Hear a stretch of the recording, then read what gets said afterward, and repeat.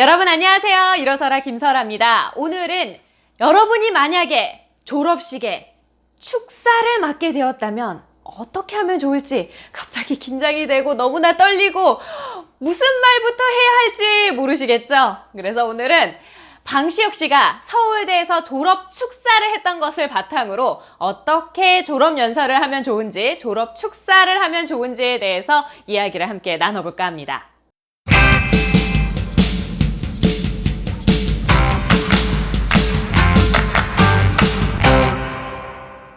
무대에 설 기회, 마이크 앞에 설 기회는 누구나 한 번씩은 갖게 됩니다. 그 중에서도 오늘은 졸업식에서 축사를 맡게 되었다면 어떻게 해야 하는지, 무슨 얘기를 해야 하는지에 대해서 이야기를 나눠볼까 하는데요. 저도 아직은 한 번도 졸업식에 축사를 해본 적은 없는 것 같아요. 그래서 오늘 방시혁 씨가 서울대에서 축사한 내용을 바탕으로 어떻게 하면 좋은지 한번 배워볼까 합니다. 먼저 졸업식 분위기가 생각했던 것보다 매우 많이 딱딱한 것 같아요. 왜냐면 막 뒤에 박사 가운 막 입고 앉아 계시잖아요, 교수님들. 무거운 분위기에서 자, 제 차례가 되었습니다. 그러면 조용히 단상으로 오죠. 그리고 나서 방시혁 씨는 이 단이 워낙 높아요. 보시면 뭐 여기까지 막 꽃들이 장식이 돼 있어서 얼굴이 간신히 보일까 말까 하니까 여기서 인사해봤자 이 정도? 고개 인사밖에 안 되잖아요. 그래서 이 무대 옆에서 정중하게 인사를 드립니다. 정중하게 인사를 하고 나서 대본을 딱 보는데요. 대본이 무려 제가 다 받아 적어봤더니 하나, 둘, 셋, 넷, 5페이지. 엄청 길어요. 이거 다 적느냐고 거의 저는 1시간 넘게 걸린 것 같은데 이거를 직접 구성하셨던 분은 얼마나 오랜 시간을 투자하셨을까라는 생각이 들었습니다. 왜 이렇게까지 열심히 준비하셨을까를 먼저 생각해 봤거든요. 만약에 방시혁 씨가 대본을 준비하지 않고 졸업식에서 그냥 생각나는 말들을 머릿속으로 넣어서 와서 이야기를 했다면 아시죠? 다 뉴스 방송된 거. 혹시라도 말실수를 했다면 그 파장은 엄청 컸을 거예요. 여기서 한 가지 배워야 할 점이 있어요. 뭐냐면 준비성도 준비성이지만 이 A4 용지 5장에 해당하는 분량을 읽으실 때 어떻게 읽으셨냐면 또박또박 매우 천천히 오독 없이 읽었다는 겁니다. 그 말은 내가 한 번만 쭉 할 얘기를 적어놓고 끝낸 게 아니라 분명히 프린트해서 몇 번씩 반복해서 읽어봤다는 것을 알 수가 있습니다.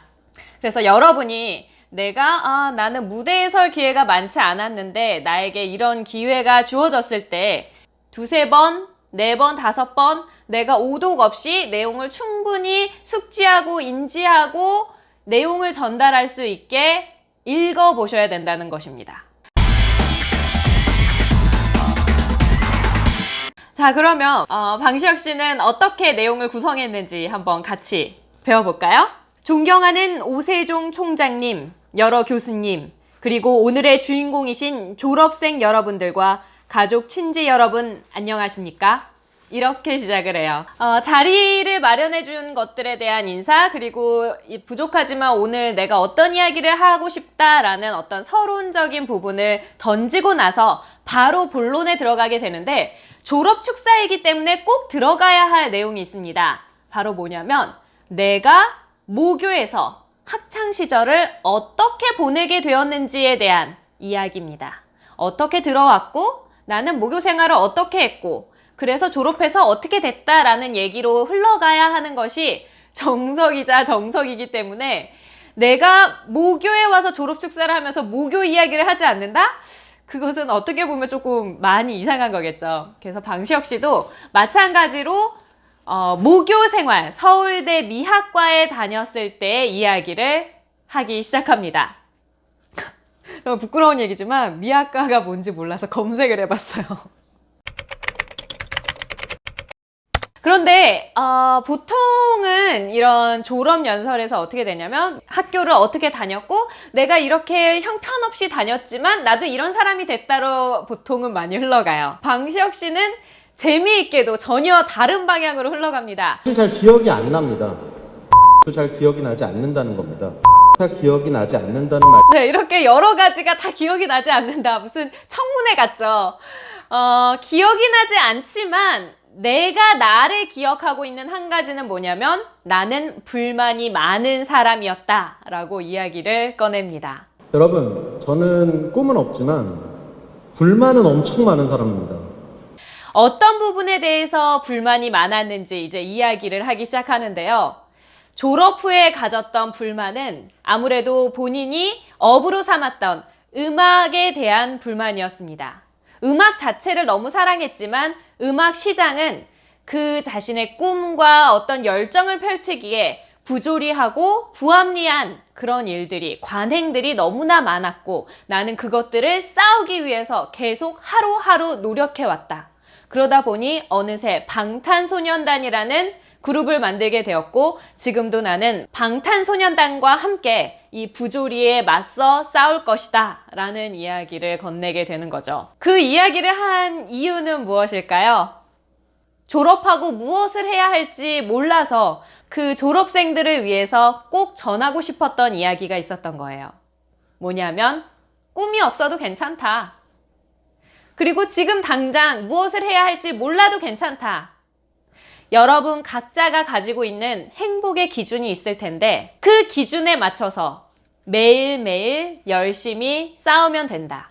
왜냐하면 나의 행복의 기준은 그 부합리한 거, 부조리와 싸우는 내 불만을 해결해 나가는 것이 나의 행복이었기 때문이다 라고 이야기를 합니다. 그러면서 마지막으로 다시 학생들에게 졸업을 축하합니다 라고 이야기를 하면서 이 전체적인 졸업 축사가 마치게 되는데요.